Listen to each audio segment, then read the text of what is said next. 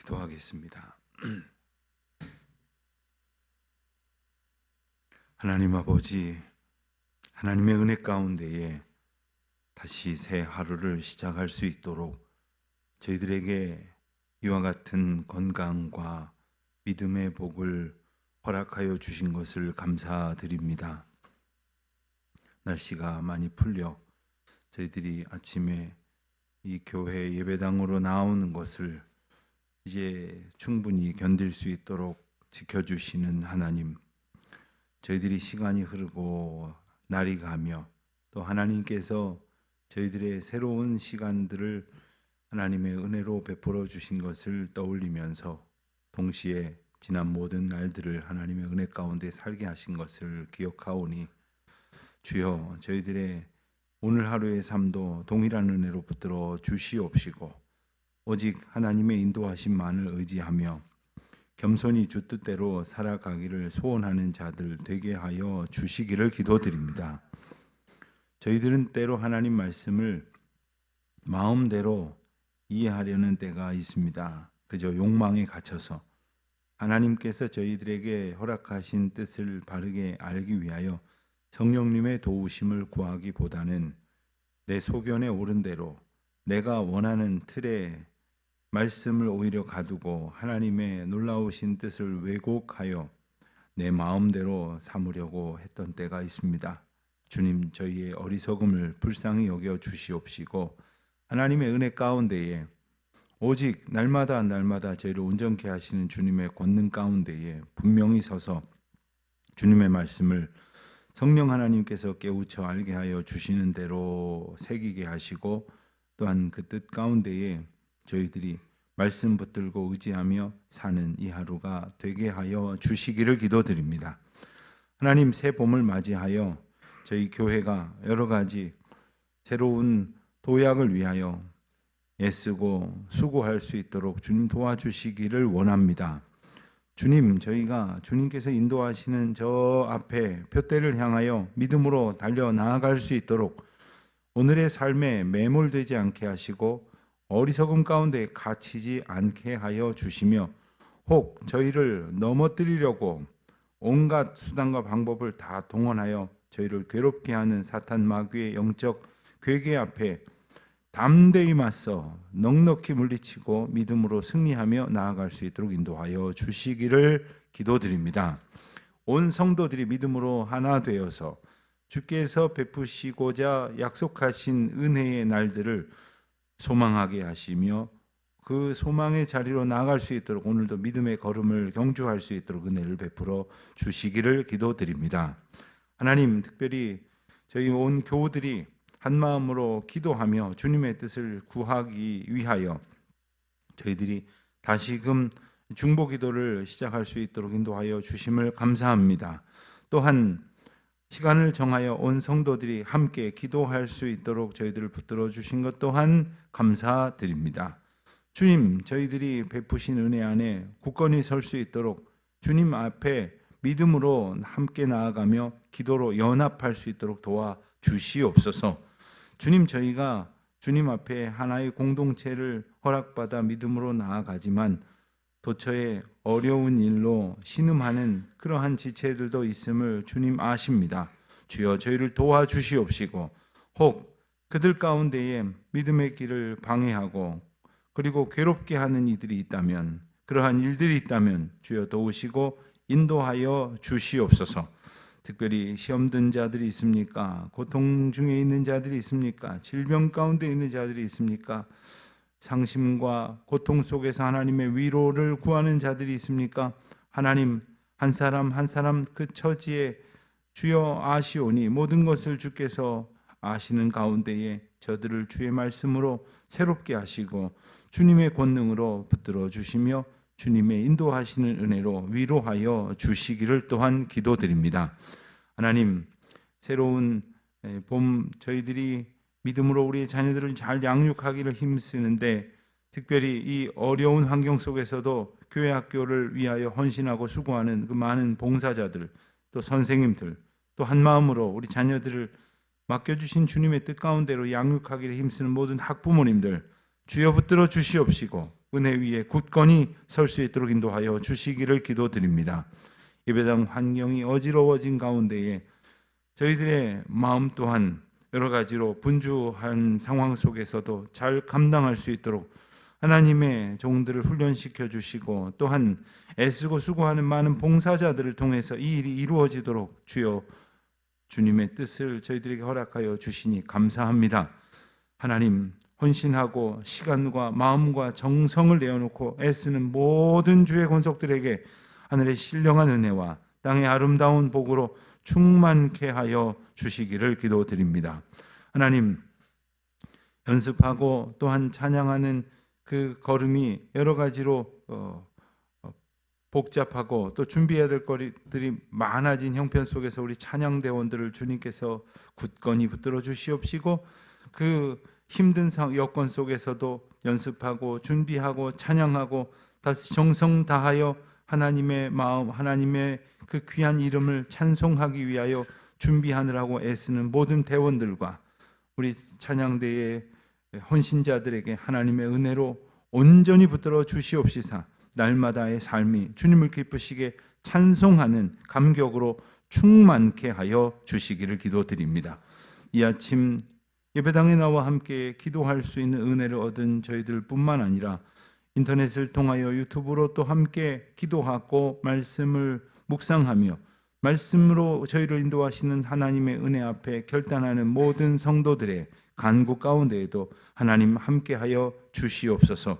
주여, 출타 중에 있는 교우들이 많이 있습니다. 여행 중에 있는 교우들 한 사람 한 사람 안보하여 주시옵시고 해외나 지방에서 오늘도 같은 마음으로 주의 공동체를 위하여 기도하고 또 성도들을 서로 사랑하며 중보하는 모든 권속들에게 한 마음 한 몸 되어 받게 하신 은혜를 함께 얻도록 주여 인도하여 주시옵소서.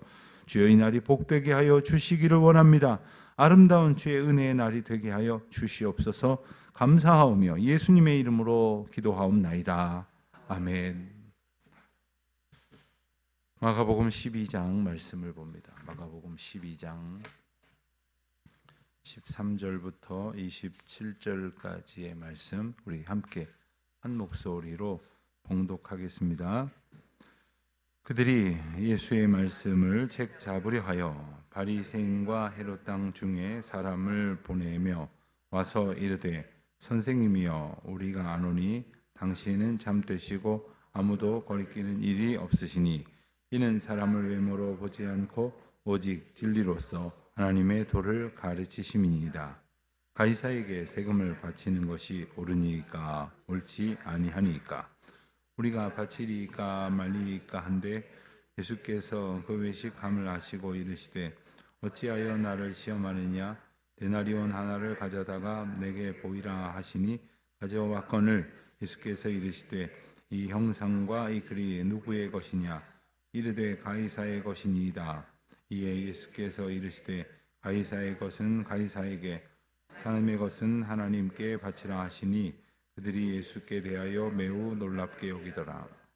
부활이 없다 하는 사두개인들이 예수께 와서 물어 이르되 선생님이여 모세가 우리에게서 주기를 어떤 사람의 형이 자식이 없어 세상에서 죽으면 그 동생이 가내를 취하여 형을 위하여 상속자로 세울지니라 하였나이다. 7형제가 있었는데 마지가 아내를 취하였다가 상속자가 없이 죽고 둘째도 그 아내를 취하였다가 상속자가 없이 죽고 셋째도 그렇게 하여 7이 다 상속자가 없었고 이후에 그 여자도 죽었나이다. 7사람이 다 그를 아내로 취하였으니 부활 때 곧 그들이 살아날 때에 그 중에 누구의 아내가 되리까? 예수께서 이르시되 너희가 성경도 하나님의 능력도 알지 못함으로 오해함이 아니냐. 살아날 때에는 장가도 아니가고 집도 아니가고 하늘에 있는 천사들과 같으니라. 죽은 자가 살아난다 하는 것을 말할진대 너희가 모세 중 가시나무 떨기에 관한 글에 하나님께서 모세에게 이르시되 나는 아브라함의 하나님이요 이삭의 하나님이요 야곱의 하나님이요 하신 말씀을 읽어보지 못하였느냐. 하나님은 죽은 자의 하나님이 아니요 산 자의 하나님이시라. 너희가 크게 오해하였도다 하시니라. 아멘. 예수님 앞에 다가오는 많은 사람들 중에는 예수님을 책 잡으려고, 또 예수님을 공경에 빠뜨리고 심지어 죽일 방도를 찾으려고 왜곡된 그러한 생각을 기반하여 질문하는 이들이 있다. 이런 말씀을 어제 우리 주일 말씀으로 나눴습니다. 어제 말씀에서 우리가 함께 읽은 것처럼 예수님께서 시편의 말씀을 인용하여서 그들의 완악함을 지적하시사 그들이 예수님을 죽이려는 마음을 품고 분을 마음 가운데에 가득히 품었으나 사람들을 의식해서 일단 물러갔노라, 이런 말씀을 우리가 보았습니다. 오늘 말씀 13절을 보니까 그들이 다시 예수님을 책 잡으려고, 이 책 잡으려 했다는 원어의 뜻을 보면 덫을 놓으려고, 올무에 빠뜨리려고, 함정을 파서, 이런 말입니다. 여러분, 사람을 공경에 빠뜨리려고 함정을 파놓고 덫을 놓고 그리고 그를 나락으로 떨어뜨리려고 하는 의도는 악한 것이죠. 그리고 무엇보다도 살아계신 하나님이 가지고 있는 그 영향력이 자기의 것을 빼앗는다고 오해하여서 그 예수님을 사람들로부터 더 이상 영향력이 없는 존재로 만들어버리고자 했던 것은 자기들의 소욕을 채우려는 욕망으로부터 기인된 것이 분명합니다. 자, 13절에 보니까 바리새인들과 헤롯 땅 중에 사람을 보냈다 했습니다. 성경을 보면 이 바리새인들과 헤롯 땅, 또 18절 이하의 말씀을 보면 사두개인들, 그리고 사두개인들이 질문할 때 아마도 바리새인들이 또 곁에 있었을 것인데, 바리새인과 사두개인들처럼 절대로 일치할 수 없는 견해를 가진 자들이 예수님을 책잡으려는 일로 연대하는 참으로 기가 막힌 그러한 모습을 보게 됩니다. 우리도 종종 어떤 정치권의 뉴스를 이렇게 봤을 때 지금까지 우리가 대충 알기에도 맨날 저렇게 한참 싸우고 결코 하나 될 수 없을 것 같던 사람들이 어떤 정치적 이해를 두고서는 손을 잡고 같이 손을 치켜들고 뭐 이런 모습을 보면 참 한심하고 답답하다 하는 생각을 가질 때가 얼마나 많습니까? 그런데 이들이 지금 그런 모습입니다. 바리새인들과 헤롯 땅은 절대로 일치할 수 없는 문제를 하나 안고 있었는데, 그것이 바로 오늘 예수님께 드리는 질문이기도 합니다. 가이사에게 세금을 바치는 것이 옳으니까 옳지 아니하니까. 헤롯 땅은 말 그대로 헤롯을 추종하는 로마 제국으로부터 권력을 받은 이스라엘의 분봉왕인 헤롯을 정치적으로 추종하는 세력들입니다. 그러니까 당연히 세금을 내야 된다고 하겠죠. 그렇지만 이 바리새인들은 이 소위 민족주의자들입니다. 유대 민족의 해방이 너무나 중요한 사람들입니다. 그러니까 로마에 가능한 한 로마에 굴복해서는 안 된다. 세금을 바치는 것은 두 가지 측면에서 안 될 일인데, 하나는 권력에 부역하는 일이고 또 하나는 이 로마 황제를 신성시했던 로마 제국의 풍토에 부응하는 것은 말 그대로 우상을 숭배하는 것이다. 그래서 안 된다라고 주장을 했던 사람들입니다. 그러니 이 헤롯 땅과 바리새인들은 일치될 수 없는 견해를 가지고 아마 평소에도 싸웠겠죠. 그리고선 이것을 가지고 예수님 앞에 나왔는데, 자, 누가 옳은지 예수님께 한번 여쭤보자, 이런 의도로 나온 것이 아니라 자기들이 생각을 해보니까 예수님께서 세금을 내라 하면 민족주의자들의 시각에서 볼 때는 이스라엘 백성들에게 로마 황제에게 그냥 엎드려라 이렇게 들려질 것이니 백성들의 마음이 멀어질 것이고, 또 세금을 내지 말라 그러면 로마 제국의 권력자들에게 저항하는 것이 되니까 자기들의 손을 대지 아니하고 로마 권력의 힘으로 예수님을 제압하고 처형할 수 있는 그러한 기회를 얻게 될 것이다. 아주 좋은 수가 났다. 이런 생각을 가지고서는 아마 예수님 앞에 왔을 것입니다. 그리고선 바칠까 말리까 묻습니다. 예수님께서 그들의 외식함을 아시고 15절에 보니까 어찌하여 나를 시험하느냐고 말씀을 하셨습니다. 예수님은 그들의 의도를 간파하셨습니다. 그리고는 데나리온은 로마 황제에게 바치는 모든 그 식민 백성들이 바쳐야 되는 인두세를 납부하는 동전입니다. 로마가 주조하여 통용시킨 은전인데 이 은전에는 우선 로마 황제의 형상이 새겨져 있고 그리고 거기에 글씨로 새겨져 있기를 신성한 아우구스투스의 아들 티베리우스 아우구스투스 황제라고 새겨진 명백한 글씨가 있습니다. 이것은 단지 어떤 사람의 이름을 써놓은 것이 아니라 그는 바로 신적 권위와 존재성을 부여받은 가장 높은 존재다라는 것을 의미합니다. 그렇기 때문에 이 데나리온 하나를 보면서 언제나 로마 황제의 위대함을 이제 깨우쳐 알도록 했던 것이죠. 모든 사람들은 이 데나리온과 상관없이 살 수가 없었습니다. 1년에 한 번 성인 남자는 1데나리온의 그 세금을 인두세라고 우리가 이해할 수 있는 세금을 내야만 했고 그리고 우리가 성경을 보면서도 노동자 한 사람의 하루 품삯을 한 데나리온쯤으로 친다는 이야기를 아마 많이 들어보셨을 것입니다. 그렇기 때문에 이 데나리온이라는 그 화폐 단위는 일반적으로 통용이 됐던 것인데 예수님께서는 아마 수중에 없으셨는지 그들에게 가져와 보라. 여기 뭐라고 써 있느냐? 누구의 형상이 있느냐? 그러면서 말씀을 하시기를 가이사의 것은 가이사에게, 하나님의 것은 하나님에게 라고 말씀을 하셨습니다.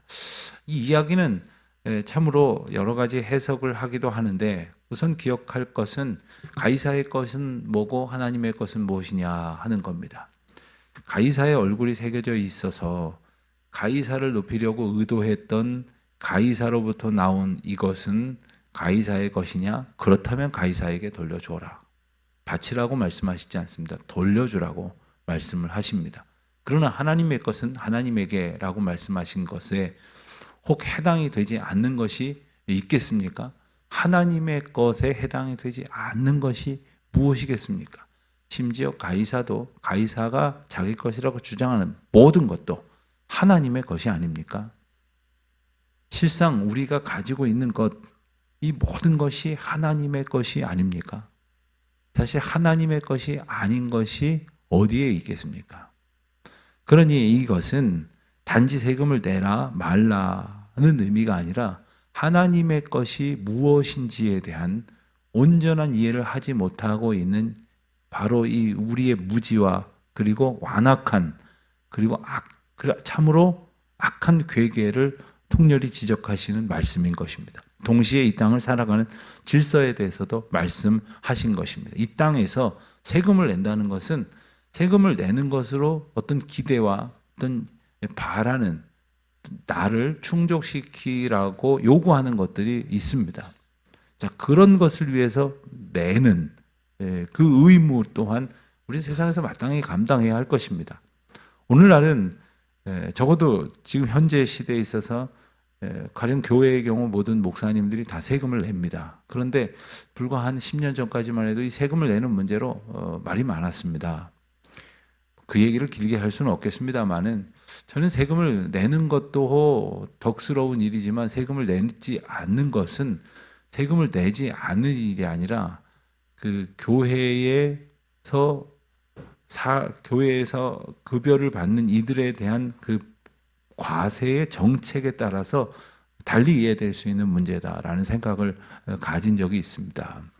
그 얘기는 나중에 기회가 있으면 또 하도록 하고, 제가 한 가지 말씀을 보면서 오래전에 있었던 일 하나를 기억하곤 하는데, 제가 대학생 때 저희 그 누님이 어느 선교단체에서 훈련을 받았습니다. 그리고 선교단체에서 훈련을 받고 미국으로 전도 여행을 떠나게 됐는데, 그때까지 그 팀에서 가장 열심히 참여하던 어떤 어느 교회 집사님의 비자가 나오질 않았습니다.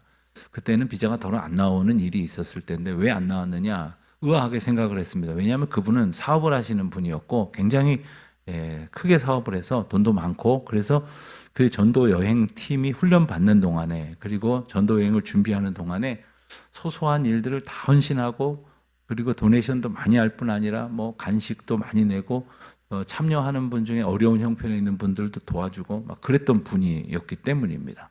왜 그런 일이 생겼는가? 알고 보니까 그분이 다른 분의 명의로 사업을 했어요. 그리고 세금을 내지 않으려고 했단 말입니다. 그리고 그것을 마치 굉장히 지혜로운 일인 양 그 모임에 같이 참여하는 그 젊은이들에게 이렇게 하면 세금을 덜 낼 수 있다, 안 낼 수 있다, 이런 얘기도 더러 하셨다고 들었습니다. 그래 놓고는 나중에 이제 미국의 비자를 신청을 하려고 하는데 자기가 한국에서 이 소득원, 이렇게 수입원, 사업자로서의 그 세금 납부의 그 이력들이 없던 거예요. 그래서 비자가 안 나왔습니다. 저는 그 일을 경험을 하면서 아주 꼭 맞아떨어지는 얘기는 아닐지도 모르지만, 이 땅에서 우리가 원하는 것을 얻겠다고 하면서도 요리 피하면서 저리 피하면서 자기 의무를 다하지 않고, 그러면서 마치 그것이 굉장히 똑똑한 채 하면서 살아가는 것이 얼마나 무지하고 참으로 맹랑한 일인가. 하나님께서 다스리는 세상의 질서 가운데에 우리가 하나님의 백성으로 살고자 하면서 또 다른 한편으로는 할 수 있는 대로 나의 편법을 마치 그것을 무슨 지혜인 양, 좋은 방책을 얻은 것인 양 생각하는 것, 이 또한 우리의 욕망으로부터 비롯됐다는 것을 알 수가 있는 겁니다.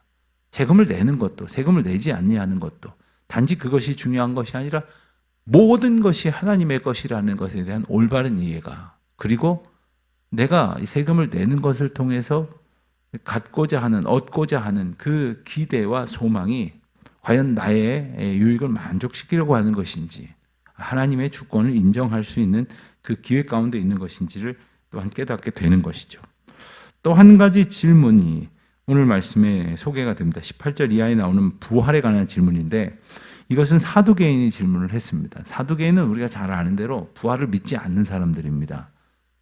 바리새인들은 당연히 부활을 믿는 사람들이죠. 그러니까 사두개인들과 바리새인들이 손잡고 와서 예수님께 질문했다는 것 자체가 말이 안 되는 겁니다. 그들은 그때까지 왼수지간으로 그렇게 여겼던 이들입니다. 근데 그들이 지금 자기들이 충돌하고 있는 이 문제를 가지고 예수님을 다시 곤경에 처하게 하려고 한다는 겁니다. 사두개인들은 왜 부활이 없다고 주장을 하냐면, 오늘 본문에 그들이 질문한 이런 문제를 해결할 수 없기 때문에 부활은 없는 거다, 이렇게 말을 합니다. 여러분, 어떤 꼬맹이가 예컨대 미국에 대해서 설명할 수 없다고 해서 미국이 없다고 주장할 수 있는 겁니까? 어떤 과학적인 원리를 설명할 수 없다고 해서 그 실체를 부인할 수 있는 겁니까? 조금 극단적인 예를 제가 들었습니다마는, 이들은 이 자신들이 가지고 있는 이해 선에서 부활을 설명할 수 없다고 주장을 하면서, 그래서 부활은 없는 거다고, 차라리 부활이 없다고 말하는 것이 이 전반적인 이해를 충족시키는데 더욱 선명하다고 주장을 했던 그런 사람들입니다. 그들이 설정한 예도 참 비현실적인 예죠. 20절 이하에 보면 7 형제가 있었는데 형의 아내가 죽으면, 형이 죽으면 형의 아내를 동생이 아내로 맞이해서 형의 대를 잇는 것, 수혼법이라고도 말하고 형사 취수제라고도 말을 합니다. 우리나라 역사에도 보면 과거에 고구려 시대에 이런 근거가 이렇게 기록이 좀 남아 있다고 하죠. 이것은 이 가문의 혈통을 그 장자로부터 있는 그러한 어떤 질서를 유지하려고 이렇게 만들어진 것이다, 이렇게 이해를 합니다. 그런데 상정한 예를 보면 7 형제가 있었는데 형이 죽고, 그래서 둘째가 형수를 아내로 맞아서 살다가 둘째도 죽었습니다. 또 셋째도 이런 식으로 해서, 그러고 나서 모두가 나중에 죽었을 때, 죽은 뒤에 이 여인의 남편은 누구이냐, 누구의 아내가 되는 것이냐, 이런 요지의 질문을 하는 것입니다. 예수님께서 24절에 대답을 하시기를 누구의 아내가 된다, 이렇게 대답을 하시는 것이 아니라, 너희는 성경도 잘 알지 못하는구나, 하나님의 능력도 알지 못하는구나, 그래서 오해하고 있구나 라고 말씀을 하십니다. 우리가 이해하고 그렇다고 단정하고 그래서 그것을 기반으로 해서 판단하는 모든 것들은 다시 말하면 우리의 수준입니다. 그러나 하나님께서는 이 우리의 수준으로 규명할 수 없는 그리고 풀어낼 수 없는 이 많은 문제들 가운데에 갇혀서 어리석음 속에 살게 하지 않으시려고 성령께서 주시는 지혜로 하나님의 말씀을 이해할 수 있도록 하십니다. 그러니까 성령을 의지하지 않고는 하나님의 말씀을 이해할 수가 없는 거예요. 말씀을 준비하면서도 기도하지 않을 수 없는 것은 저의 지식으로 봐서 뭐 몇 가지 책을 더 참고한다고 해서 이것이 이해가 되지 않을 때가 있다는 거죠. 단지 이해가 되는 것이 아니라 단지 이 글의 문맥을 파악하는 정도가 아니라 하나님께서 이 말씀 가운데 두신 뜻을 알 수가 없다는 겁니다. 하나님께서 우리에게 말씀을 일러주시고 하나님의 법도를 일깨워 주시는 것은 우리가 그것을 단지 이해하는 정도가 아니라 그 뜻에 허락하신 하나님의 놀라우신 사랑 그리고 하나님의 놀라우신 은혜를 우리가 깨달아야 한다는 것이죠.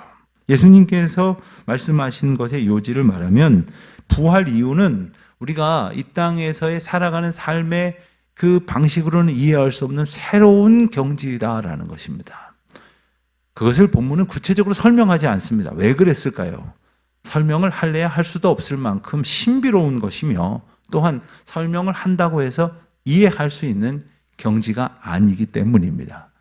때로 하나님께서는 우리에게 정말 좀 명료하게 응답해 주셨으면 좋겠다 싶을 때 마치 답을 감추고 그 비밀에 속하게 하시는 것 같은 때가 있습니다. 우리가 그것을 지금은 알 수가 없는 때이기 때문입니다. 또 지금은 보여주셔도 우리가 알아듣지 못할 때입니다. 욕망의 때로는 가리워져서 근심에 가리워져서 불신앙에 가리워져서 오직 하나님께서 보여주신 것을 잘 알지 못할 때가 있는 것처럼 말입니다. 오늘 말씀을 이해할 수 있는 아주 중요한 것은 바로 그들이 질문하였던 모세의 책에 나왔던 이야기들에 대해서 예수님께서 대답을 하시기를 26절에 보면 하나님께서 모세에게 이르시되 나는 아브라함의 하나님이요 이삭의 하나님이요 야곱의 하나님이로다 하신 말씀을 우리가 좀 주목할 필요가 있습니다. 이것을 읽어보지 못했느냐라고도 말씀을 하십니다. 그런데 그것만으로는 충분히 이해가 되지 않을 것은 27절에 나오는 말씀을 함께 보아야 하기 때문입니다. 하나님은 죽은 자의 하나님이 아니요 산 자의 하나님이시라. 여러분 지금 모세에게 하나님께서 말씀하실 당시의 상황으로 놓고 본다면 아브라함도 이삭도 야곱도 다 죽었습니다. 그러니까 살아있는 사람이 아니라는 것입니다. 그런데 이어서 하신 하나님의 말씀은 하나님은 죽은 자의 하나님이 아니요 산 자의 하나님이라고 말씀을 하셨어요. 그렇다면 아브라함도 이삭도 야곱도 육신은 죽었으나 다시 살게 하시는 부활의 권능 가운데에서 산 자가 되었다는 선언이신 것입니다. 이것이 부활이 없다고 주장하는 사두개인들한테 말하는 명료한 선포입니다.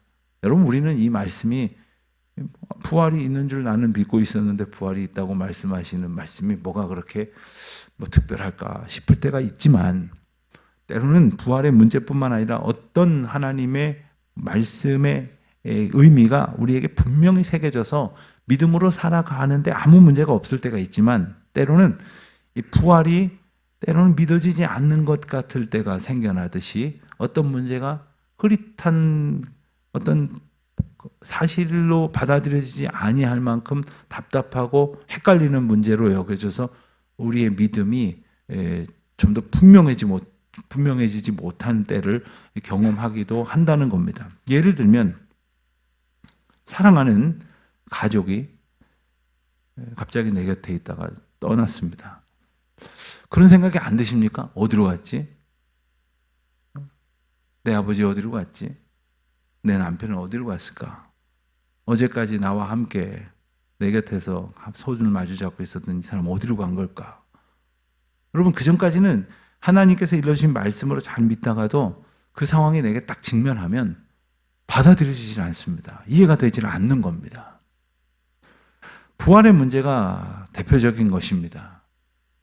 부활하게 하시고 생명으로 하나님 곁에서 기쁨으로 모든 백성들을 살게 하신다는 말씀을 우리가 알고는 있지만 때로는 이 말씀을 붙들지 못할 때가 있다는 것입니다. 그래서 믿음이라는 것은 언제나 하나님의 인도하시는 은혜를 얻어야 한다는 것입니다. 새로운 질서 가운데에 우리가 이 땅에서 살아가는 그러한 관계가 아니라는 거예요. 그렇게 이해할 수 있는 그 수준이 아니라는 거예요.